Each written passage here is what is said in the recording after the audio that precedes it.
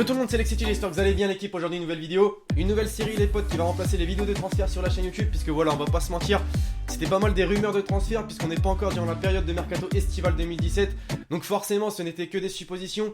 Et donc j'ai envie de remplacer ça en fait par des vidéos de différents clubs. C'est-à-dire aujourd'hui le Real Madrid, on va voir les transferts les plus ratés pour ce club. Vous allez voir qu'il y a pas mal de joueurs qui auraient pu jouer dans ce club. Donc quand je dis transfert raté, les mecs, c'est pas des joueurs qui ont signé quand même dans ce club, c'est vraiment des joueurs qui n'ont pas du tout signé et qui ont préféré rester dans leur club ou pour d'autres raisons. Vous allez voir ça dans la vidéo. Donc forcément sinon j'aurais pu mettre des Julien Faubert, etc. Tu vois ce que je veux dire. Je suis pas venu ici pour souffrir, ok?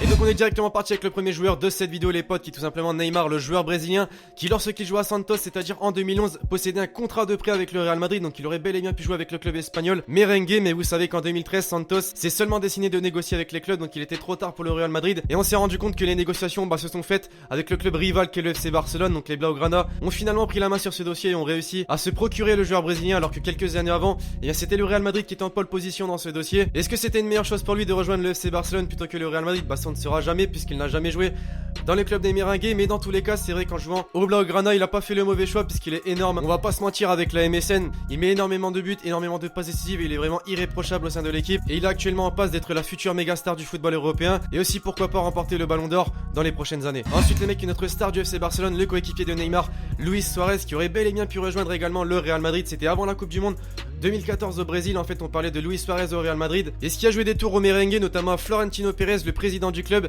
c'était le comportement du joueur uruguayen. Je pense que vous vous en rappelez, il avait un comportement un peu chelou. Il a d'ailleurs été suspendu pour avoir mordu un joueur, donc Giorgio Chiellini, durant la Coupe du Monde. Et le président en fait il avait des gros doutes sur la faculté à véhiculer une bonne image pour le club espagnol avec ce joueur. Et par la suite en fait il a décidé de protéger son chouchou, on peut dire, Karim Benzema, le buteur français du Real Madrid. Donc malgré le transfert tout proche de se faire, il a finalement signé au FC Barcelone, où actuellement il cartonne très clairement. Vous voyez ses statistiques en club, elle est monstrueuse. Et lui aussi, pourquoi pas, j'ai envie de dire, pourra remporter le Ballon d'Or dans quelques années. On poursuit l'équipe cette fois-ci avec Lionel Messi. Alors oui, vous allez me dire, c'est aussi improbable que la remontada du FC Barcelone contre le Paris Saint-Germain. Eh bien oui les amis, ça aurait bel et bien pu se faire à 3 reprises en plus. Donc en 2011 tout d'abord, lorsque Cristiano Ronaldo était annoncé du côté de Manchester City, la Maison Blanche avait pris ses dispositions et avait tenté d'approcher le FC Barcelone pour le joueur argentin justement. Ça ne s'est pas fait, ils ont préféré le garder. 2 ans plus tard, c'est-à-dire en 2013, Florentino Pérez, il a remis le couvert pour tenter de l'approcher. Cette fois-ci ils ont tenté de l'approcher puisque Neymar venait tout juste de signer dans le club des Catalans. Encore une fois, pas de chance pour le Real Madrid puisque les négociations ont pris trop de temps et au final ils se sont activés sur leur piste de secours qui était Gareth Bale. Ils avaient pu se le procurer d'ailleurs à cette époque. Et enfin la dernière approche du Real Madrid les potes, c'était en 2014. Une fois encore la réponse était négative, mais la raison cette fois-ci c'était que l'Argentin ne souhaitait pas quitter son club de cœur. Donc 3 gros échecs on peut dire pour le Real Madrid. Malgré tout ça, ça ne les empêche pas d'être au meilleur niveau en Europe et de remporter la Ligue des Champions. Mais bref, voilà encore un gros échec pour les merengues. Bon les amis, cette fois-ci on quitte un petit peu le FC Barcelone puisqu'on va parler du joueur français Franck Ribéry du Bayern Munich. Et il a révélé à certains médias, notamment à Sport Bild, qu'il était tout proche de rejoindre le club espagnol en 2009, notamment lorsque Van Gaal venait d'arriver dans le club allemand. Il était vraiment en période difficile selon lui. Et il a également fait savoir que son agent et les représentants du Real Madrid justement ont eu plusieurs discussions au sujet de son transfert probable, mais également en plus de ça que sa femme aurait été heureuse de déménager à Madrid. Donc franchement, tout était bon pour un transfert dans la capitale espagnole. Malheureusement ça ne s'est pas fait puisqu'il a également fait savoir qu'il était un petit peu trop jeune et déboussolé par tant d'intérêt à cette époque. Il ne savait pas quoi faire, il n'était pas prêt pour un transfert à cette époque. Et donc encore une fois on peut dire un gros raté pour les merengues qui auraient pu faire signer un des meilleurs joueurs français à ce moment là. À l'image de Franck Ribéry les gars, désormais on va parler de son coéquipier au Bayern Munich, donc Robert Lewandowski, le buteur polonais qui est quand même indiscutable désormais au sein du club allemand puisqu'il met énormément de buts. Mais ça n'a pas empêché encore une fois au Real Madrid en 2015 d'essayer de se le procurer.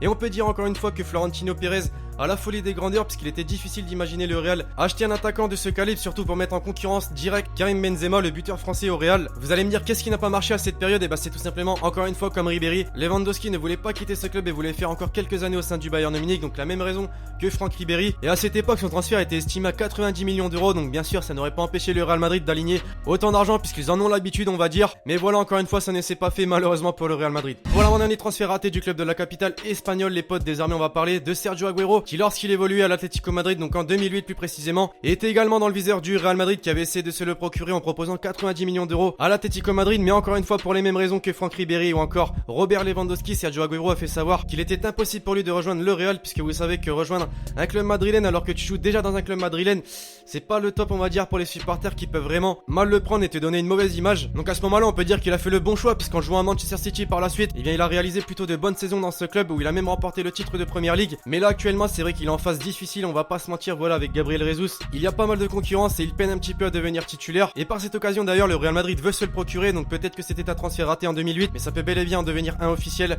dès le mercato estival. Et donc on va désormais conclure cette vidéo sur les transferts ratés du Real Madrid, les amis, avec David De Gea, le gardien de Manchester United, qui l'année dernière, je ne vous l'apprends pas, était tout proche du Real Madrid, notamment lors de la période du mercato estival. Mais on va pas se mentir les gars, je crois que c'est le transfert raté le plus gag de cette vidéo, tout simplement puisque ça ne s'est pas fait à cause d'un problème de timing entre les deux clubs, puisque les négociations ont pris trop de temps et il était trop tard en fait pour aboutir à un transfert, puisque la fermeture du mercato venait de se faire. Donc franchement, une faute professionnelle pour le Real Madrid, même si on peut rejeter également la faute sur Manchester United, et bien qui ne voulait pas le lâcher, ou en tout cas demander une offre beaucoup plus élevée. Actuellement voilà, c'est vrai qu'on n'entend plus du tout parler d'un transfert probable de De Gea chez les merengues, mais on peut encore une fois ajouter ce transfert raté dans la liste du Real Madrid. Donc voilà l'équipe, le premier épisode de cette nouvelle série va être terminé, j'espère vraiment qu'il vous aura plu, bien évidemment si c'est le cas n'hésitez pas à me péter cette barre de like, à me dire dans les commentaires ce que vous voulez voir comme prochain club sur la chaîne pour cette série, et si ça vous plaît pas bien évidemment cette série, n'hésitez pas à me dire dans les commentaires d'autres concepts que je pourrais faire sur la chaîne YouTube.